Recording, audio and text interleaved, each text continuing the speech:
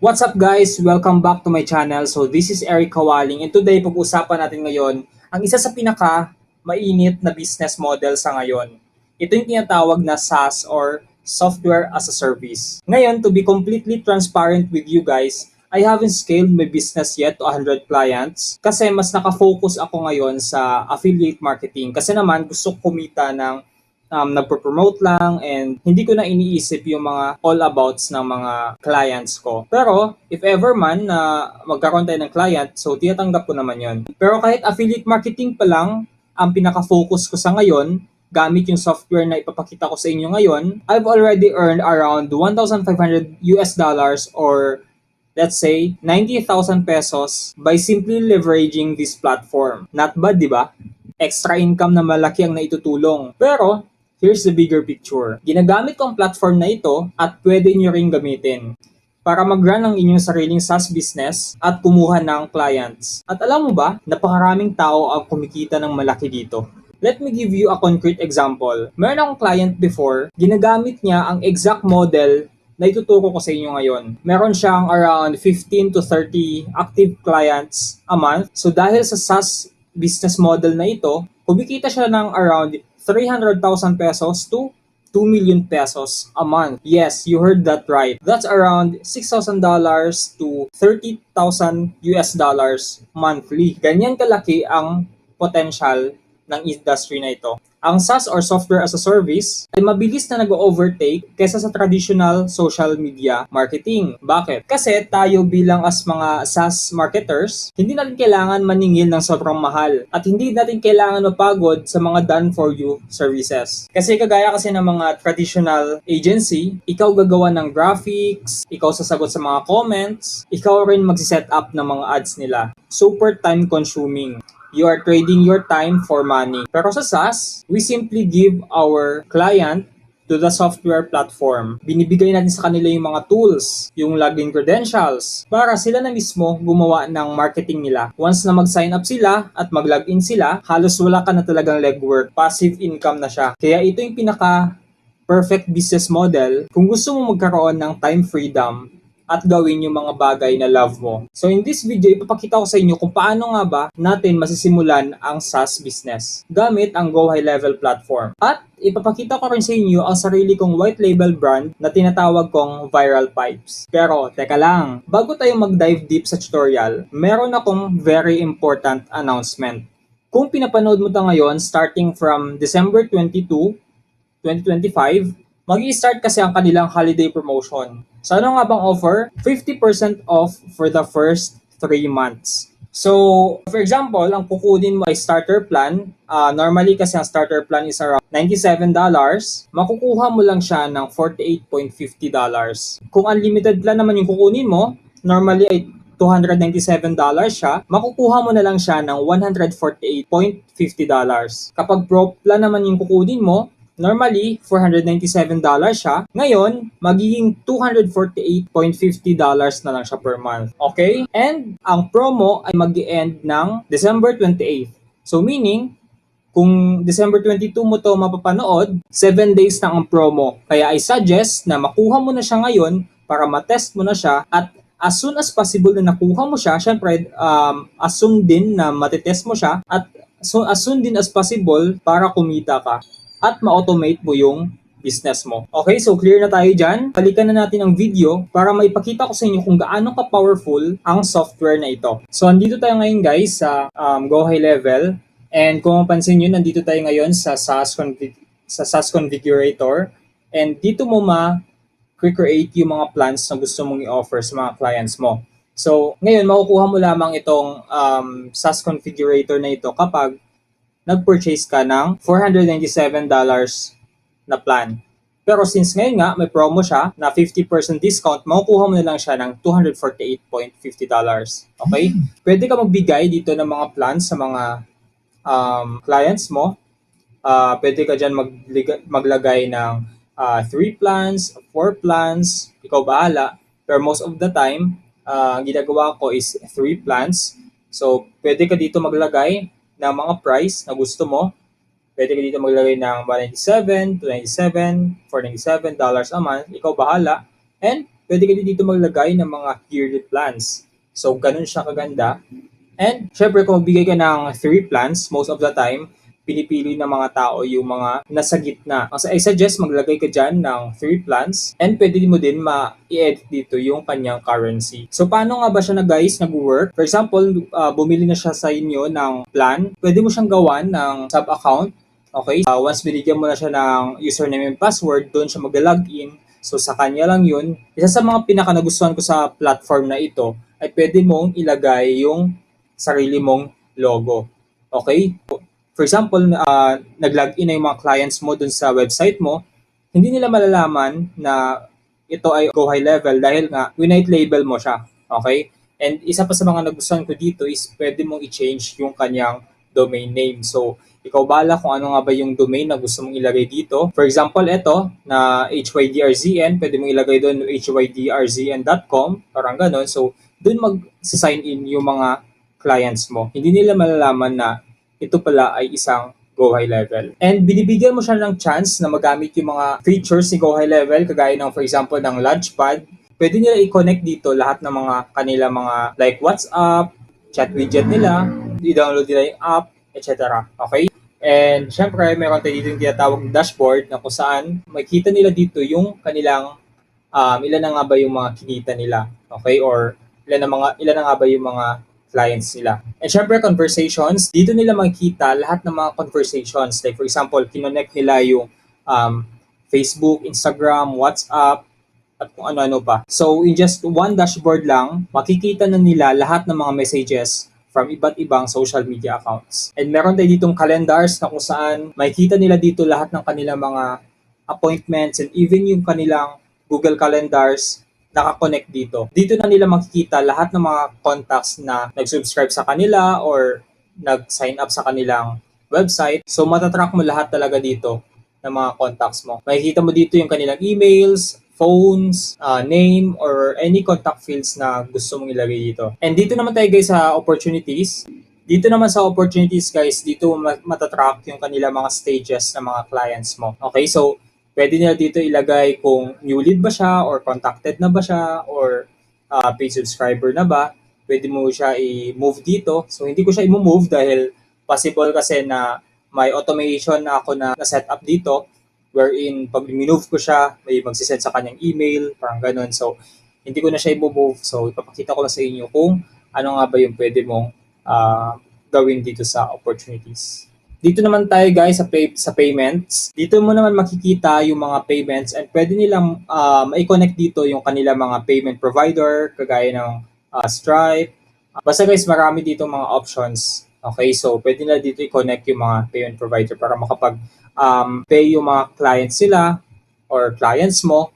Okay, dito naman tayo guys sa marketing. Dito naman guys sa marketing, makikita mo naman dito ang social planner. Ito yung talagang ginagamit ko dahil pwede ko dito mag-post ng bulk. Ito, upload from CSV. Pwede ko dito mag-post ng maramihan. Okay, or di kaya isang post lang. And pwede mo na siya i-connect sa iba't ibang social media accounts mo. So ito yung mga iba't ibang mga social media accounts ko. So isang post ko lang, mapupost na siya into different social media accounts. And dito mo din makikita yung mga emails na pwede ka mag-broadcast sa mga clients mo. Okay?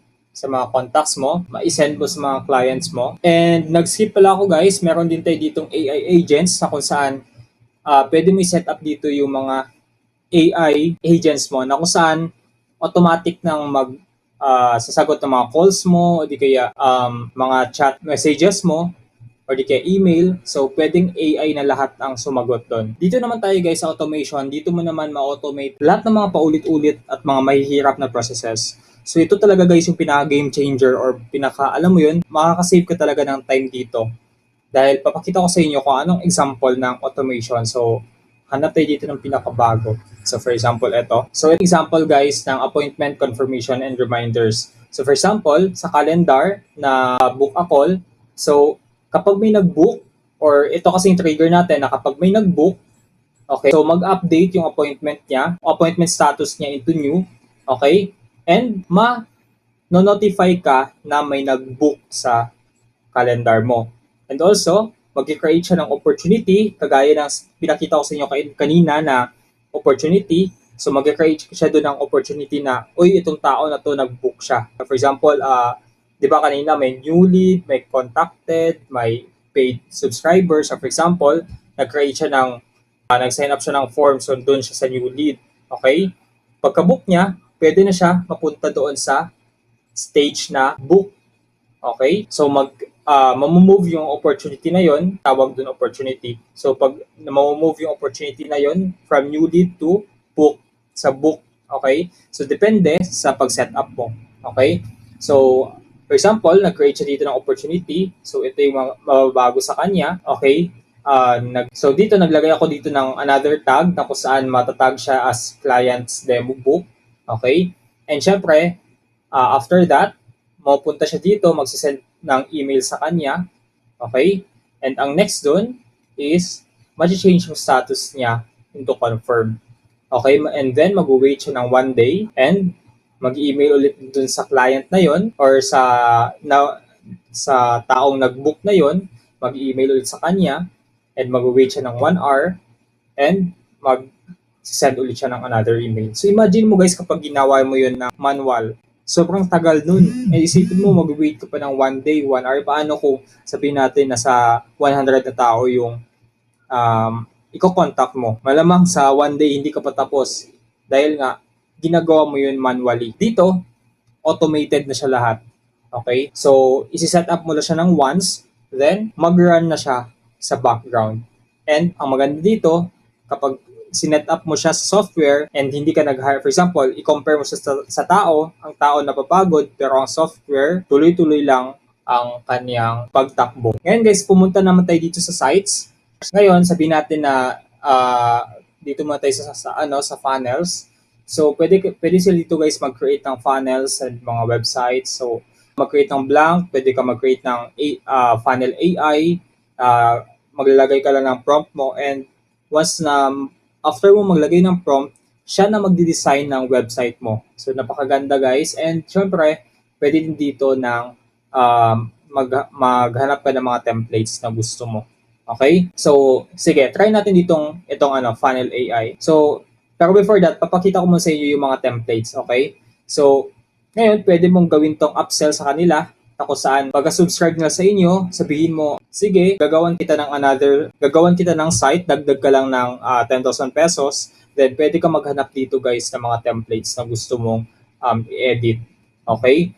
So, for example, ito yung piliin natin, hindi nila alam na nagawa na pala siya, okay? So, for example, ito, ang maganda dito, hindi nila alam na it is from high level kasi hindi nila makikita na ang Go High Level, kundi makikita nila kung ano nga bang brand name ang na-decide mong ilagay dito. So, ayan, isipin mo, i-charge mo siya guys ng 10,000 pesos para sa ganitong napakagandang website. Di ba? Kung i-design mo pa to ng manually, syempre napakatagal nito and gawin mo lang, edit mo lang ito. So, for example, best burger in town. So, for example, may client ka na nagbebenta ng mga burger, o di kaya resto, o kung ano man, o di kaya trading, or kung ano pa mga client dyan. So, pwede mong gamitin itong template na ito. Okay?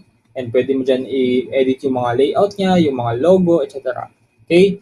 So, ngayon, balik tayo dun sa Funnel AI. Papakita ko sa inyo kung paano nga ba nag-work ang Funnel AI. So, nandito tayo ngayon guys sa sites, funnels, and build with AI.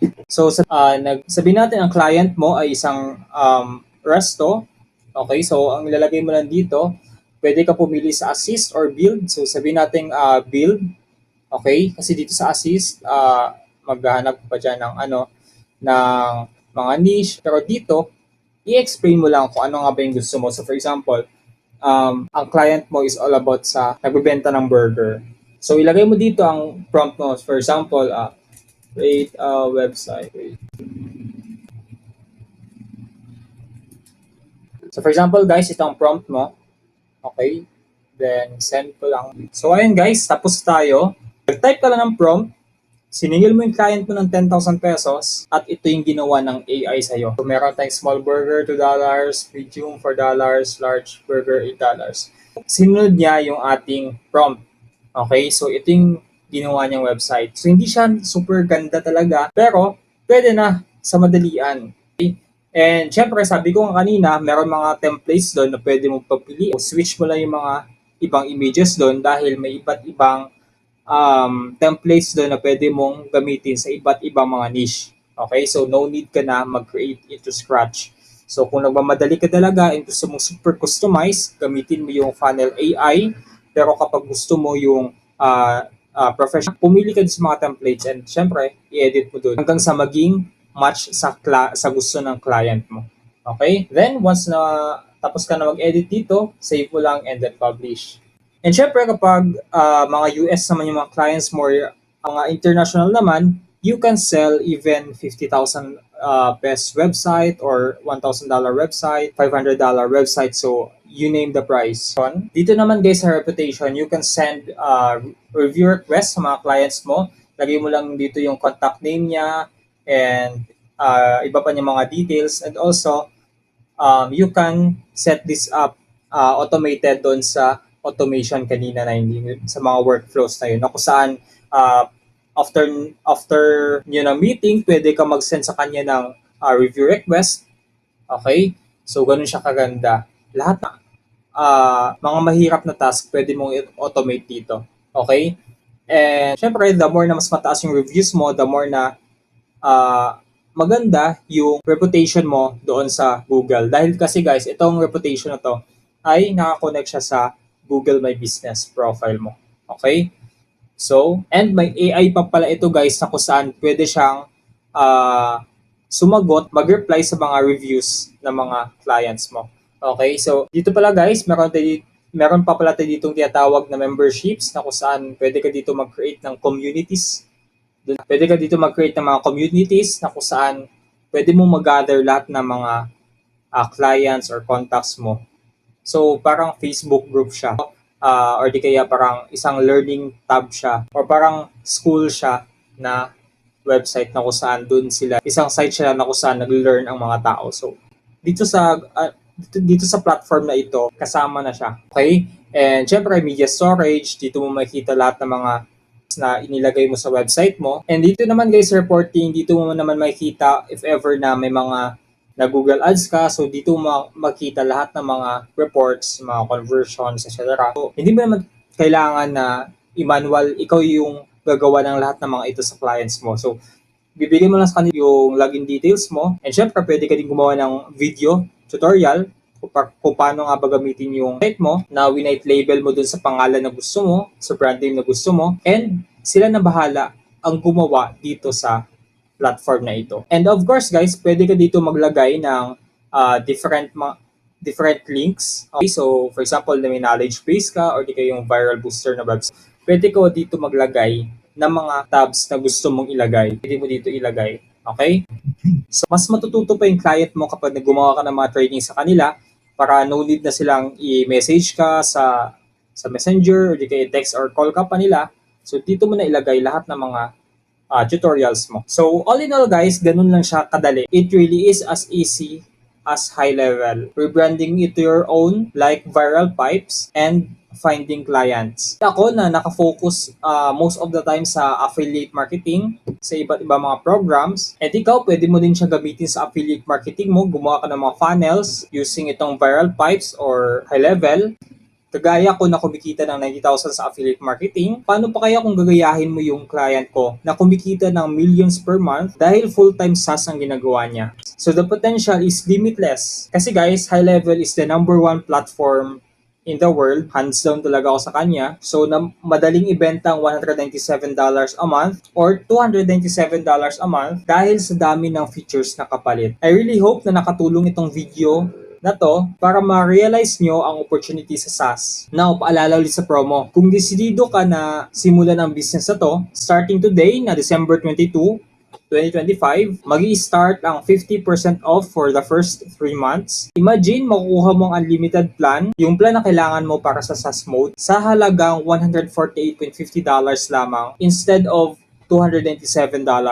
Then, gamitin mo yung mga natipid mo para sa ads and marketing. So ang link guys nasa description sa baba. So click that link and sign up ka na immediately kasi hanggang December 28 lang to. And to be transparent, affiliate link ko po yan. If you signed up using my link, I will personally help you. Magkakaroon tayo ng connection at tutulungan ko kayo kung paano i-set up ang account mo para maging successful kayo kagaya ng mga top earners sa industry na ito. And napakaliit lang guys ang $148.50 na yan a month, lalo na kung nakakuha ka ng high-paying clients.